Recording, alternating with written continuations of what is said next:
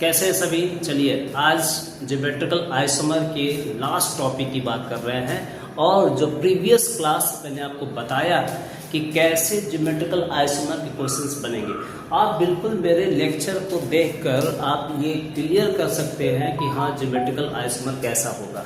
ठीक है, तो ज्योमेट्रिकल आइसोमर से रिलेटेड जो भी आपकी परेशानी होगी आप बिल्कुल कमेंट में पूछ सकते हैं। और जो चैनल को आप ज़्यादा से ज़्यादा लोगों के पास पहुंचाएं, सब्सक्राइब करवाएं कि हाँ इससे रिलेटेड देखिए बहुत ये बिल्कुल ही इजी में बहुत ही आसान तरीके से आपको केमिस्ट्री को समझाने जा रहा हूँ। कुछ क्वेश्चन तो कैसे आते हैं, ये क्वेश्चन मेरा आया हुआ क्वेश्चन है, ये इस तरह का कोई क्वेश्चन दे रखा है और इस पर हाइड्रोक्सिल एमीन जो हमारे पास हाइड्राजीन है और इसे एक्सेस मात्रा में हम दे रहे हैं, तो पूछा हाउ मेनी डाइऑक्साइड्स फॉर्म्ड। ठीक है, तो देखिए आप इसको जब सप्लाई करते हो बच्चे, ये मेरे पास कुछ ऐसा बनेगा CH डबल बॉन्ड NOH। यहाँ से मैं वाटर OH जैसे वाटर यहाँ से मूव कर दिया, इसके लिए भी एक्सेस मात्रा में ये भी इससे हटा सकता हूँ। ठीक है, तो दो इससे बनेंगे CH डबल बॉन्ड NOH। ठीक है, तो हाउ मेनी पॉसिबल कितने बनेंगे, तो इससे जो पॉसिबिलिटी है वो आपको मैं बता दूं कितनी पॉसिबिलिटी हो सकता है कि साइन साइन बनेगा, हो सकता है एंटी एंटी बन जाए, हो सकता है कि साइन एंटी बन जाए या फिर एंटी और साइन बन जाए। तो टोटल ये 4 तरह के बनेंगे पॉसिबिलिटी, आया ना। टोटल मेरे पास कितने तरह के बन सकते हैं, 4 है। कितने पॉसिबल होगा इसके लिए पॉसिबल कितने होगा, तो सर इसका आंसर होगा 4। कितनी पॉसिबिलिटी बनेगी इसकी, तो ये हो जाएगा 4। मैं यहाँ पे ये बोल रहा हूँ बिल्कुल आसान है। आप अगर ये बन पा रहा है लॉन्गर OH दे रखा है तो आप एक बार इसको क्या बना सकते हो, साइन साइन बना सकते हो, ये भी साइन बनेगा, ये भी साइन बनेगा, एंटी एंटी बना सकते हो। क्लियर आ रही बात, समझ में आ रही है क्या, मेरी बात क्लियर हो रही है। देखिए जैसे मान लीजिए हमने इसको इलेबोरेट किया, तो C के पास H डबल बॉन्ड N, ये मेरे पास इधर लॉन्गर में लगा दूं और इधर OH लगा दूं। क्यों, देख रहे हो आप क्या बात है, बिल्कुल आसान हो जाएगा। मैं यहाँ पे भी C के साथ मैंने H लगाया और डबल बॉन्ड N के साथ हमने क्या कर दिया बच्चे, ये लॉन्गर और H मैंने ऐसे लगाया। ठीक है, क्लियर आ रही बात, समझ में आ रही है ना। देखिए तो बिल्कुल इजी है, एक तो ऐसा बन जाएगा है ना। तो जब लोन पेयर और H यहाँ पे देखिए, लोन पेयर H कैसा है, सेम साइड में है, लोन पेयर H कैसा है, सेम साइड में है। एंटी बना लो इसी का, ये मेरे पास कुछ ऐसा आएगा दूसरे फिगर में। ऐसे करते करते 4 बनेंगे है ना। मैं इसको चेंज करके बना सकता हूँ, ये भी ये मेरे पास ऐसा आ जाएगा, ये भी ऐसा आ जाएगा। क्यों, बात मेरी आ रही है, में देखिए बना सकते हैं ऐसा, बनेगा बनेगा बनेगा, बोल दो बनेगा ऐसा। ठीक है, सेम साइड अपोजिट साइड। मैंने आपको कल भी क्लास में नहीं बताया था, कल भी क्लास में से बताया था हमने, आया ना। ये फिर मेरे पास CH मान लो मैंने ऊपर लगा दिया, डबल बॉन्ड NOH मैंने ऊपर कर दिया, ये लॉन्गर हो गया। ठीक है, ऐसा भी आ जाएगा। C के साथ हमने कहा कि सर H तो ऊपर है, ऊपर कर दूं मैं। N के साथ हमने क्या कर दिया बच्चे, ये OH कर दिया, ये लॉन्गर हो गया। तो चेंज हो रहा है syn syn anti anti. Hello बच्चों, कैसे हो सभी। मैं आपका chemistry teacher OP Singh, Om Prakash Singh. मैंने अपना खुद का चैनल भी बना रखा है कॉन्सेप्ट्री एकेडमी के नाम से, जिसपे मैं अपनी बिल्कुल आसान शब्दों में केमिस्ट्री को मैं इसी चैनल पे मैं डालता हूँ। और इस चैनल पे हमारे 11th क्लास से बिल्कुल हमारे इसी चैनल पे पढ़े हुए बहुत सारे लेक्चर भी मिलेंगे आपको।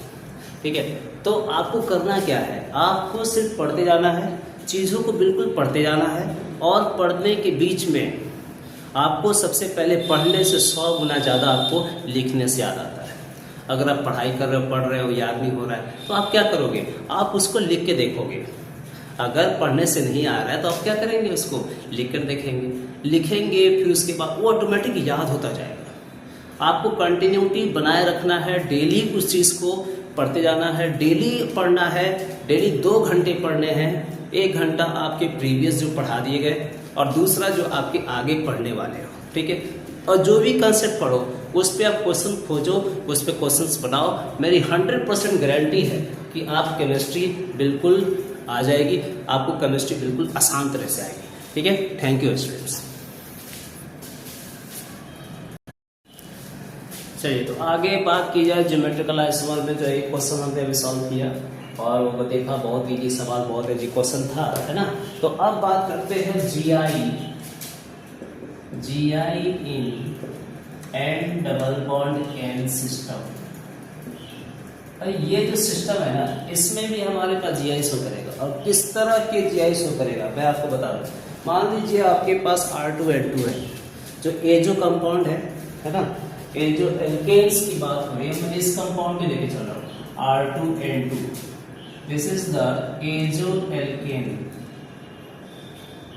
जो N है ना बच्चे, N है ना, डबल बॉन्ड लगा के मैं बनाऊं यहाँ पे कि अगर मैं R एल्काइल ग्रुप को ऐसे रखता हूं, लोन पेयर अगर सेम साइड हुआ ना बच्चे, तो इसको आप साइन बोल देना। क्या बोल देना? साइन। अगर लोन पेयर दोनों सेम साइड हुआ ना नीचे, तो आप इसको क्या बोलोगे? सर ये साइन। अगर इस एजो कंपाउंड में R ग्रुप है और मैं यहाँ पे पहले R ग्रुप को बना दूं और ये लोन पेयर है, मैं इसके लोन पेयर के पोजीशन को चेंज कर दूंगा, R लिख दूंगा, ये क्या हो जाएगा? एंटी हो जाएगा। ठीक है, क्लियर आगे का। तो लोन पेयर से आप देख के पहचान सकते हो। अगर लोन पेयर सेम साइड होना तो आप साइन बोल देना, अगर लोन पेयर हमारा डिफरेंट साइड में होना तो हम इसको एंटी बोल देंगे। बिल्कुल क्लियर होगी बात। मतलब ये बहुत ही आसान है। ठीक है, ठीक है। अब हमें बात करनी है कैलकुलेशन ऑफ जीआई। भाई जीआई निकालने की calculation of number of GI कितना कितना होगा। तो अब मेरे पास आता है calculation of number of GI. भाई जीआई निकालने की फॉर्मूला भी होगा। ठीक है, तो केस 1 में लेके चल रहा हूं। केस 1 अगर डिसिमेट्रिकल एंड होगा, ठीक है, मैं केस 1 लेके चल रहा हूं। when alkene has dissymmetrical end,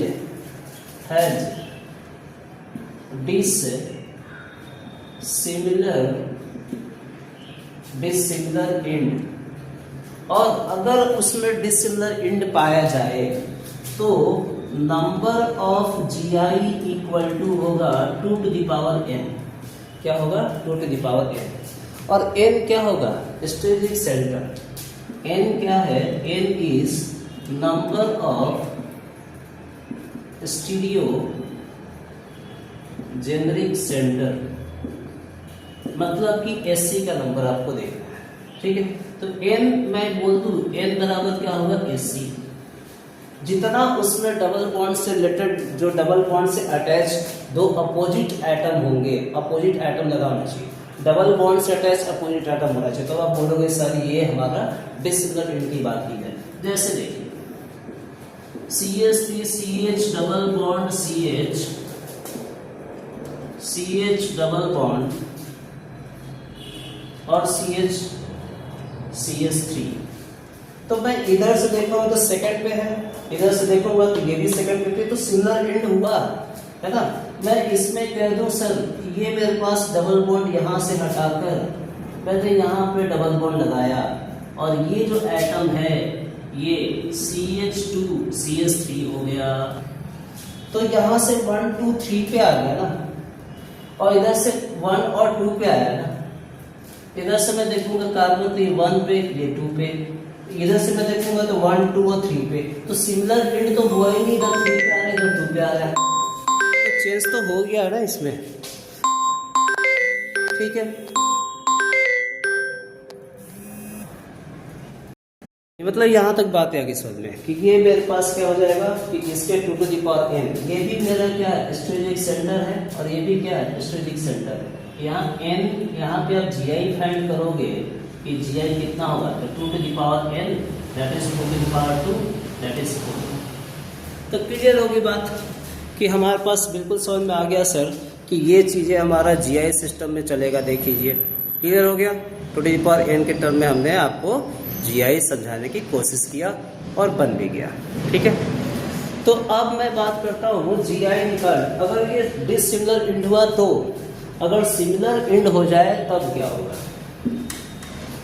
अगर मेरे पास सिमिलर एंड हो जाए तब जीआई की कैलकुलेशन हम कैसे करेंगे? तो जो हम केस ले रहे हैं, केस सेकेंड,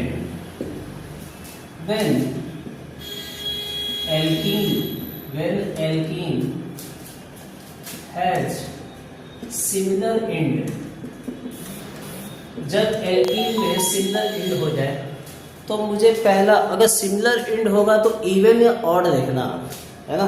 तो अगर सिमिलर हो जाए, ठीक है, सिमिलर हो जाए, if n is even number हो जाए तो number of GI equal to 2 to the power n minus 1 plus 2 to the power n by 2 minus 1 हो जाएगा। क्लियर होगी बात? बिल्कुल आप फॉर्मूला लगा दो। n क्या है? SE। n क्या है? n क्या है? Strategic centre. तो n की वैल्यू आप पुट करके कैसे लिखोगे? बिल्कुल clear, 2 to the power n minus 1 plus 2 to the power n by 2 minus 1 आ जाएगा समझ में। अगर यही n हमारा ऑड नंबर आ जाए तो number of GI equal to 2 to the power n minus 1 plus 2 to the power n minus 1 by 2, ऐसा लगा देना आप। ये क्या हो जाएगा? n हमारा फिर से स्ट्रेटेजिक सेंटर हो जाएगा। क्लियर होगी बात समझ में आ गई कि सर अगर सिमेट्रिकल एंड होगा तो मैं ये फॉर्मूला लगा दूंगा, मेरे पास बन के तैयार हो जाएगा। ठीक है, यहाँ तक आते आगे बात समझ में देख लीजिए आप। तो ये जो है हमारा GI की बात थी, GI हमारा हो गया। अब मैं बात करूँ इसके आगे जो ऑप्टिकल आइसोमर शुरू करने वाले हैं। बिल्कुल आप एकदम आसानी, आप क्या करना, शॉर्ट नोट बनाते चलना, ठीक है, तो ज़्यादा आसान रहेगा और इजी बना पाओगे आप। ठीक है, क्लियर होगी बात? चलिए, बिल्कुल, थैंक यू। मैं नेक्स्ट लेक्चर में आपको लेके आऊँगा ऑप्टिकल आइसोमर, बिल्कुल आसान और बिल्कुल इजी तरीके से ऑप्टिकल आइसोमर बिल्कुल स्टार्टिंग से पढ़ने वाले हैं। ठीक है, थैंक यू।